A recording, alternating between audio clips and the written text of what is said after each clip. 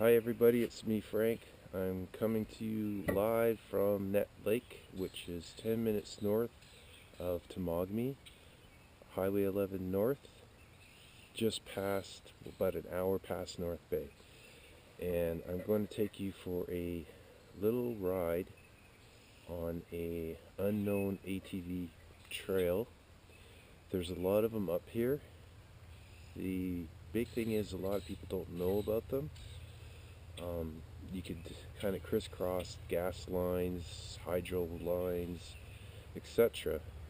But this one is on Net Lake. As you pass, I guess the lake itself on the highway, you'll see it. But this one I use to walk the dogs every day. So I'm going to get started and kind of give you a little show as to what you could expect if you come up here and check it out. Thanks for joining me.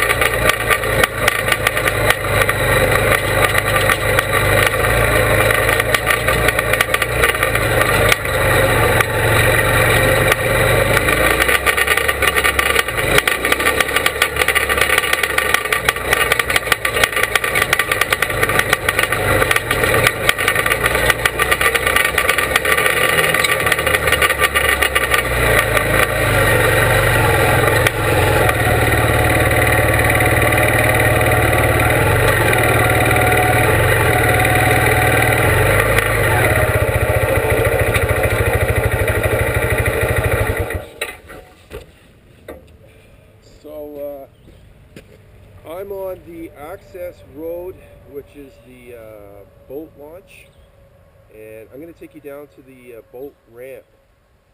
In the summer, you can go fishing on Net Lake, and Net Lake is quite a big lake. If you Google map it, it touches Castle Lake. It'll take you up to Red Squirrel Road, which is the access road for Sandy Inlet on Temagami Lake. The other end, it'll take you to a lodge and to another smaller lake. The fishing here is so-so. I wouldn't really brag about it. It's being a little over-netted, to say the least. But nevertheless, if you wanted to do a little bit of canoeing, boat camping, etc., this is a good lake to do it on. There's one campsite that's actually on the road, which is Red Squirrel Road. It's usually taken.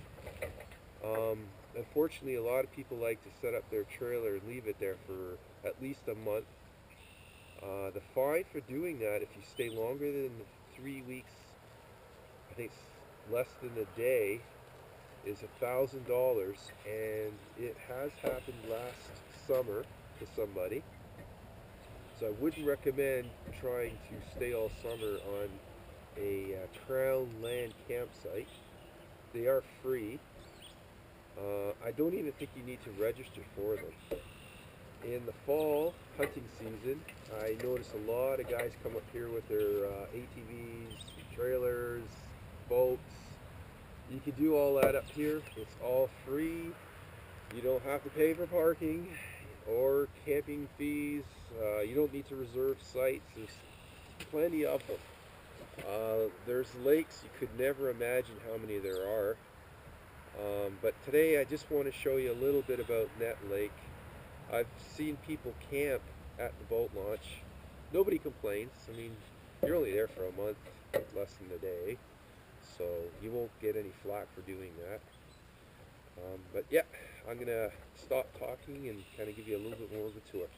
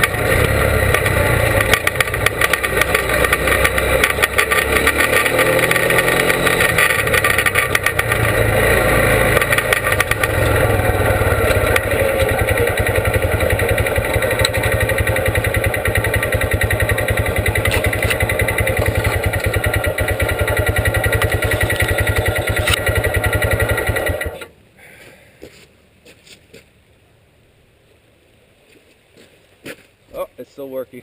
Sorry. I had a little bit of fun going through some of the puddles. It's spring right now, and I'm on that lake. Oh, sorry, I got to give you a little bit of a roll around here. Okay. So the water here is really clean. I dare say you can drink it, but there are beaver huts here and there, so I wouldn't really want to do it unless I absolutely have to. Net Lake. This is the boat launch, but it's underwater right now because the water levels are really high. If you're going to do this lake, I would definitely recommend a smaller aluminum boat. I've seen bigger boats. You probably get away with a 20-foot fiberglass, 70 horse. It's fairly big. There's not too many shoals here, so you don't need to worry. As long as you stay in the middle of all the channels, you won't have any weird rocks sticking out. There's one along the highway, which sometimes can be submerged. So if you travel along the highway, stay closer to the highway side, because there are about 3 submerged rocks there. Other than that, you're pretty good or safe on traveling along in the boat. Snowmobiling in the winter time is awesome too, because there's a trail that kind of travels along the lake, and you'll get a little taste of it just before you hit Castle Lake. Castle Lake goes into Lake Temagami via the snowmobile trail, and in the summertime you can do Castle Lake with a boat, and there's a few campsites on it too. Enough said. I'm gonna keep going on this trail now. Thanks for joining. I'll put my safety glasses on now because it's pretty weedy, branchy.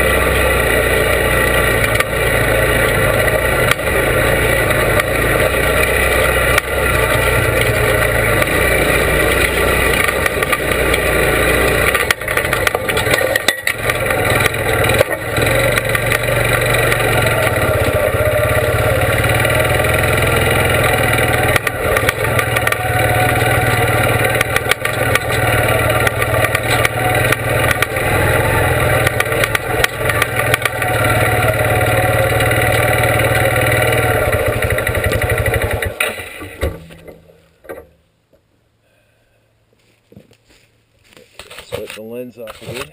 It's pretty muddy this time of year, spring. This is more of a technical part of the trail, and I'm a little bit leery going down this one because I have a two-wheel drive antique ATV. So I'll kind of give you a taste of it, and I might get stuck because I did yesterday. So actually, you know what, I'm going to go around the other way. There's two really technical mud holes here, and it's pretty rocky. So I'm going to go the other way, and then I'm not going to get stuck today, just don't have the energy. But if you guys are willing to explore these trails, have at her. Also, there are a lot more trails which I will kind of keep you updated on. I have a Instagram page which I do post a lot of maps and pictures. So if you wanted to follow me on Instagram, it's Frank Boehringer, Frank Boehringer.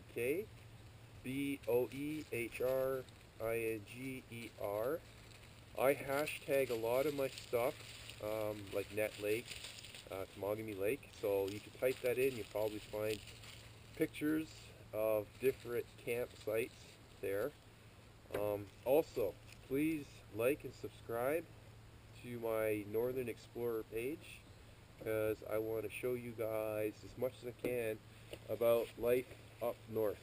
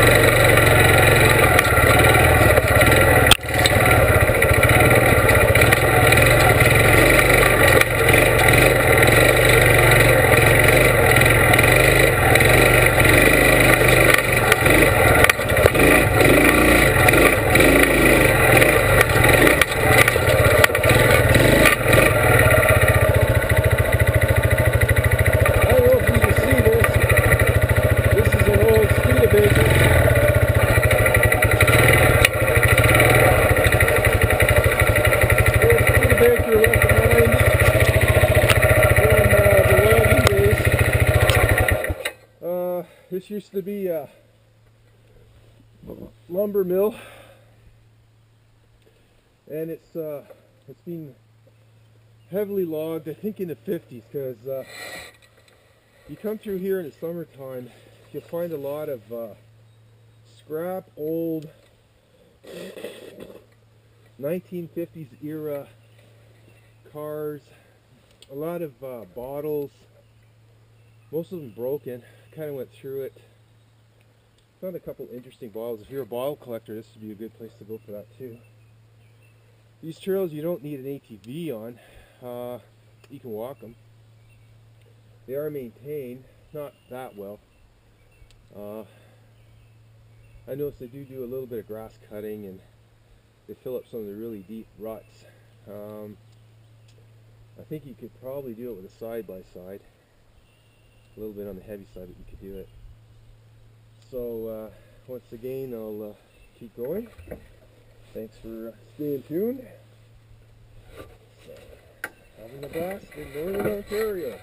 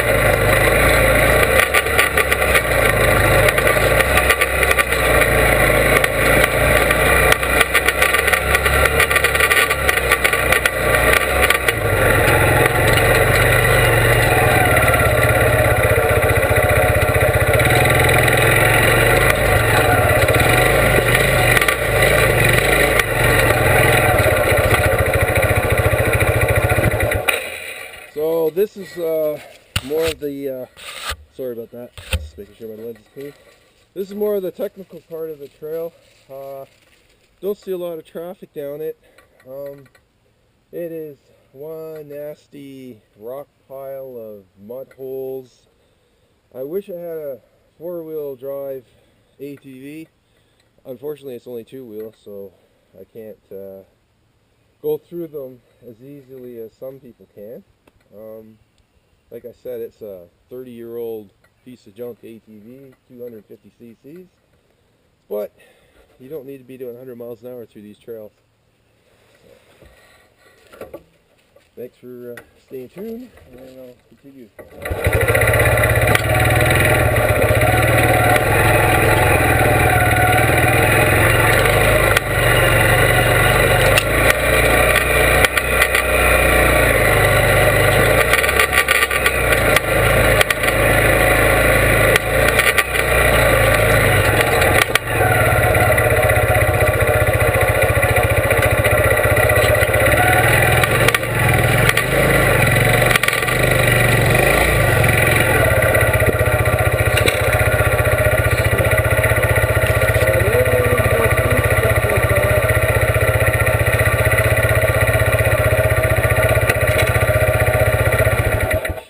I'm not really too keen on going through puddles as deep as this. It is spring, so it is pretty gnarly. So I'm going to back up and go around this because I really don't feel like getting stuck today. But like I said, I'm going to keep going, I guess. Yeah, I'll keep going and I'll take a few more of the other trails. So if you guys are still into it, keep following me. And thanks for watching.